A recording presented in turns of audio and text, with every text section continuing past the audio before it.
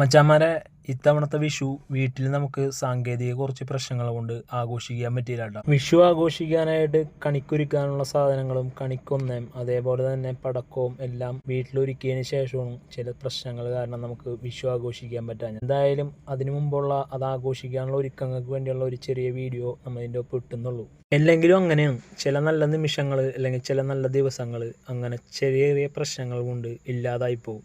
അത് നമ്മുടെ ദേഷ്യവും വാശിയും എല്ലാം കാരണമാണ്. അങ്ങനെ വിഷുവിൻ്റെ അന്ന് ദുഃഖിതനായിരിക്കുമ്പോഴാണ് വൈകിട്ട് നമുക്ക് ഒരു വിരുന്നിന് ക്ഷണം വന്നത്. അങ്ങനെ ഇരിക്കുമ്പോഴാണ് പൊന്നു നമ്മളെ വന്ന് വിളിക്കണത്, മഞ്ജു ചേച്ചിയുടെ വീട്ടിലേക്ക് മാഞ്ഞാലിയിലേക്ക് പോകാമെന്ന് പറഞ്ഞ്. അങ്ങനെ ഈവനിങ് നേരെ മാഞ്ഞാലിയിലേക്ക് വിട്ടിട്ടാ. അവിടെ ഇരുന്ന് വിഷുവിൻ്റെ ആഘോഷവും കാര്യങ്ങളൊക്കെ.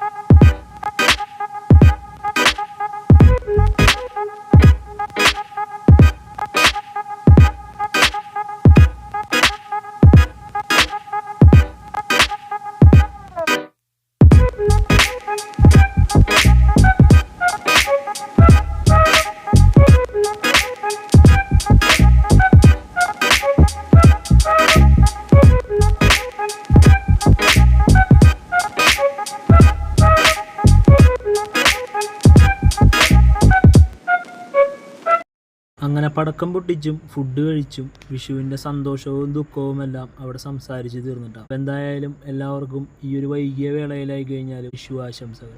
അപ്പോൾ എന്തായാലും അടുത്ത വീഡിയോവുമായി പിന്നെ കാണാം. മനസ്സിൻ്റെ ഒരുപാട് പ്രശ്നങ്ങൾ കൊണ്ടാണ് ആ വീഡിയോയും കാര്യങ്ങളൊക്കെ ഇടാഞ്ഞത്. ഇപ്പോഴാണ് ഒന്ന് റിലാക്സായി സക്സസ് ആയി വന്നത്. ജീവിതം ഇങ്ങനെയാണ് മച്ചാന്മാരെ. Okay, bye.